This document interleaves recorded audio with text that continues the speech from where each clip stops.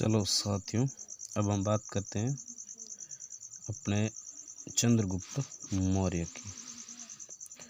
चंद्रगुप्त मौर्य है, उसने 25 वर्ष की आयु में 25 वर्ष की आयु में वो बन गया था राजा। क्या बन गया था? राजा। किसकी मेहरबानी से? तो वो मेहरबानी थी कौटिल्य की। किसकी? कौटिल्य की मेहरबानी से वो बन जाता है राजा। लगभग जो उसका कार्यकाल है चंद्रगुप्त मौर्य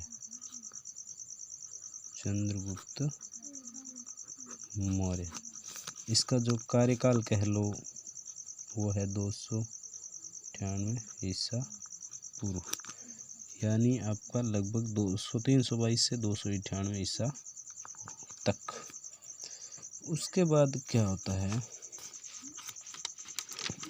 नंद वंश का जो राजा होता है एक, इसका नाम होता है घननंद। हमने पिछले टॉपिक में पढ़ा, उसको हरा कर जो राजा है बनता है चंद्रगुप्त मौर्य, और ये मगध पर अधिकार कर लेता है। अब होता है मौर्य वंश का उदय, और ये मगध पर अपना अधिकार कर लेते हैं। मगध पर अधिकार कर लेने के बाद अब जो है उसने सिंहासन पर बैठने के बाद, यानी चंद्रगुप्त ने अपने सिंहासन पर बैठते ही काम अपना शुरू कर दिया, अपना चमत्कार बताना शुरू कर दिया। अब उसने अपना एक विजय अभियान छेड़ा। क्या छेड़ा? विजय अभियान।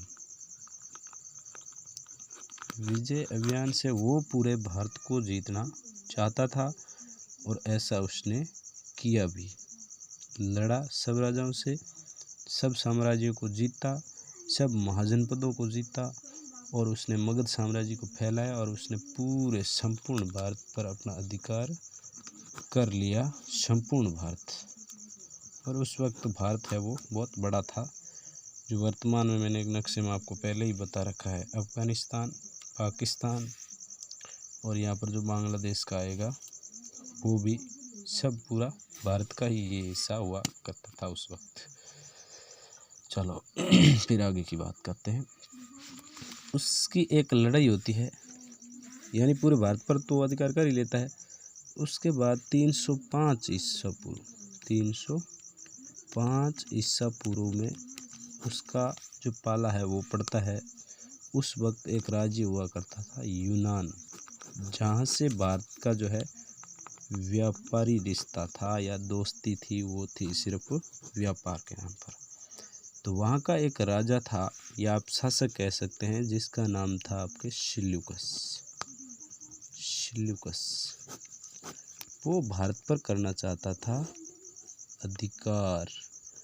उसने सोचा नए नए राजा हैं भारत पर, तो उनको क्यों न हरा दिया जाए और अपन उस पर राज कर लेंगे, ताकि भारत के जो मसाले हैं, जो कपड़ा है, ढाका की मलमल, वर्तमान ढाका जो है आपके यहाँ पर बांग्लादेश जो है मुस्लिम कंट्री है, वहाँ की राजधानी है ढाका, वहाँ की मलमल प्रसिद्ध थी, और वो यूनान जाया करती थी। तो उसके लिए ये लोग, बाहर के जो लोग थे, वो तड़पते थे कि वहाँ के मसाले और कपड़े हमारे हाथ लग जाए, और पैसे भी थे भारत में उस वक्त, सोना भी था। तो वो लड़ते हैं। सिल्यूकस निकेटर कह सकते हैं आप, उसका पूरा नाम सिल्यूकस निकेटर था। तो उसका जो पाला है वो चंद्रगुप्त मौर्य के साथ पड़ता है। चंद्रगुप्त मौर्य और सिल्यूकस के बीच में होता है युद्ध। और कब होता है? 305 ईसा पूर्व, ये ध्यान रखना। इसमें जीत होती है चंद्रगुप्त विजय की, चंद्रगुप्त मौर्य की, क्योंकि जो पूर्व भारत को जीतने की क्षमता रखता है वो सिल्यूकस जैसे लोगों को हराने की हिम्मत भी रखता है। उसने हरा दिया। इसके बाद जो है सिल्यूकस ने कहा कि मेरा यूनान था, आप मुझसे मत छीनो, कम से कम मान लिया कि आप भारत मुझे नहीं दे सकते। चंद्रगुप्त ने कहा कि आपका यूनान अब मैं लूँगा। इससे डरा हुआ सिल्यूकस जो है एक करता है संधि। किसके साथ? चंद्रगुप्त मौर्य। सिल्यूकस जो है उनके बीच में एक संधि होती है और संधि में ये होता है कि जो सेल्यूकस है वो चंद्रगुप्त को देगा 500 हाथी। क्या देगा? 500 हाथी जो है वो सेल्यूकस देगा किसको? चंद्रगुप्त मौर्य को। और 500 हाथी देगा और पूर्वी जो अफगानिस्तान है, अब यहाँ से वापस नक्शा मैंने पहले इसलिए बनाया, पूर्वी अफगानिस्तान यानी ये हिस्सा है वो चंद्रगुप्त मौर्य को देगा। और बलूचिस्तान और सिंध नदी के पश्चिम का क्षेत्र उसे दे दिया गया। और यहाँ के आसपास यहाँ जो सिंध नदी है उसके पश्चिम का यहाँ का जो क्षेत्र था वो भी दे दिया।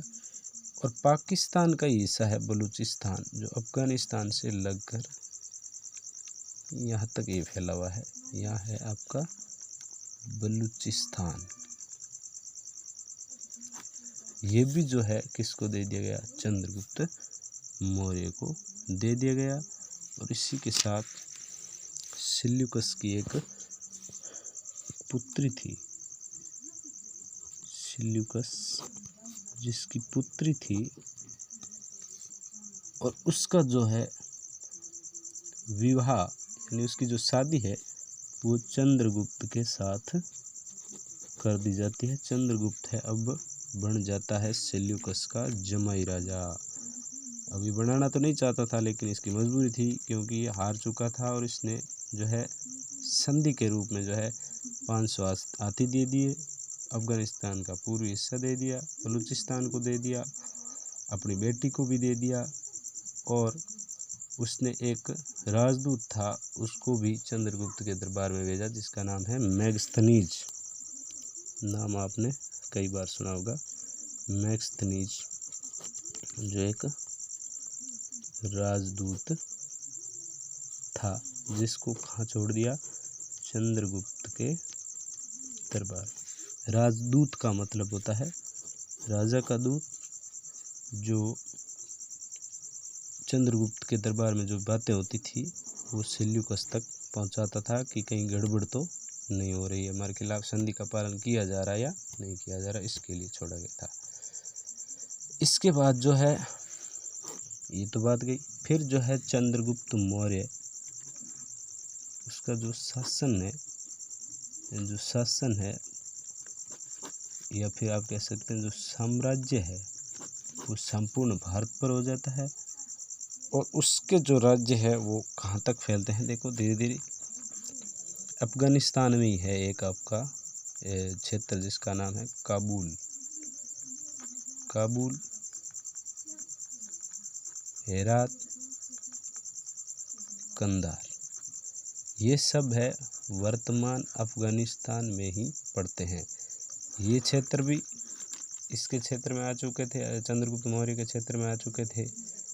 और अगला जो राज्य था बलूचिस्तान, पाकिस्तान का ये जो हिस्सा है ये भी वर्तमान पाकिस्तान तो भारत का था ही हिस्सा, इसका जो पश्चिमी हिस्सा बलूचिस्तान जो वर्तमान पाकिस्तान के साथ है लेकिन अब अलग राज्य देश बनने की मांग यहाँ पर उठ रही है।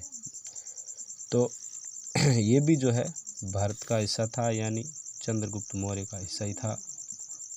और पंजाब यानी वर्तमान यहाँ पाकिस्तान और भारत के यहाँ का क्षेत्र है, ये था आपके पंजाब, ये भी चंद्रगुप्त मौर्य का हिस्सा था। यहाँ के जो गंगा यमुना के जो क्षेत्र थे ये भी चंद्रगुप्त मौर्य के हिस्से में आते थे। और बिहार,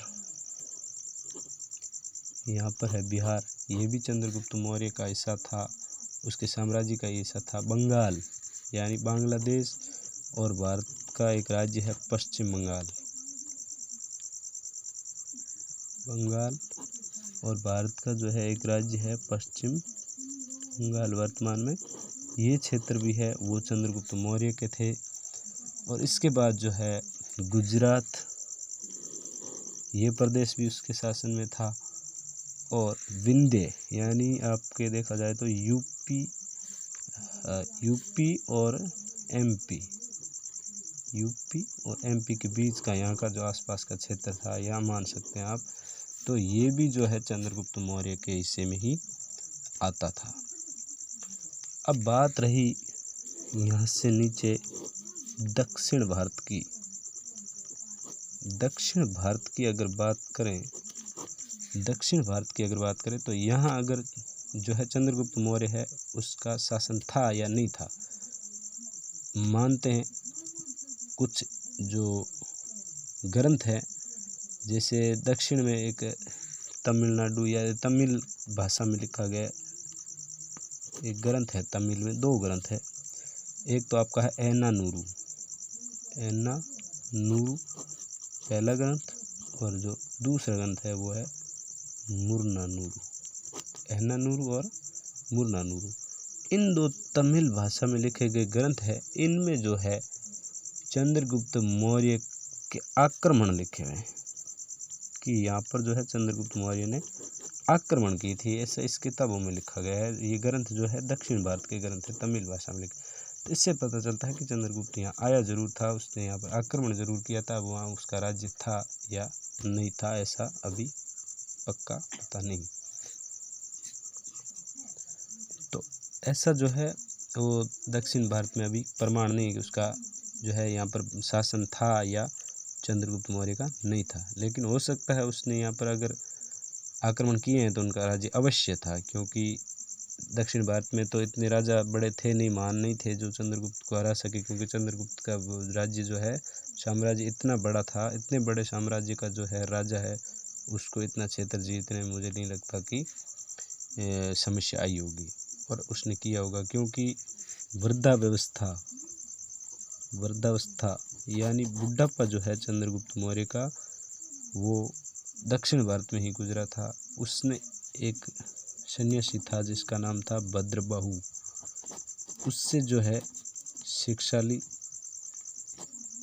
जैसे आप कह सकते हैं दीक्षाली जैन धर्म की दीक्षा ली भद्रबाहु से। और उसके बाद उसने अपने राज्य को छोड़ दिया, राज्य त्याग दिया, और 298 ईसा पूर्व में जो है उसने अपना शरीर त्याग दिया। श्रवणबेलगोला नाम सुना होगा आपने, श्रवणबेलगोला, जो बेंगलोर या कर्नाटक कह सकते हैं आप, कर्नाटक का एक जिला है मैसूर जिले के, यानी मैसूर से लगभग 50 किलोमीटर दूरी श्रवणबेलगोला पड़ता है। और कर्नाटक की राजधानी है बेंगलुरु कह दो, इससे ये 150 किलोमीटर दूर पड़ता है। श्रवणबेलगोला का मतलब है एक शहर है श्रवणबेलगोला, जिसके बीच में एक गोल सफ़ेद तालाब बना हुआ है, इसीलिए इसे श्रवणबेलगोला भी कहते हैं। और यहाँ पर जो है एक उपवास रखा चंद्रगुप्त मौर्य ने, उपवास रखा यानी व्रत रखा, और अन्न पानी को त्याग दिया। और ऐसे करते करते उसने थोड़े दिन बाद यानी 298 ईस्वी पूर्व में उसने अपना शरीर भी त्याग दिया। इसके बाद जो है चंद्रगुप्त मौर्य का एक पुत्र है जिसका नाम है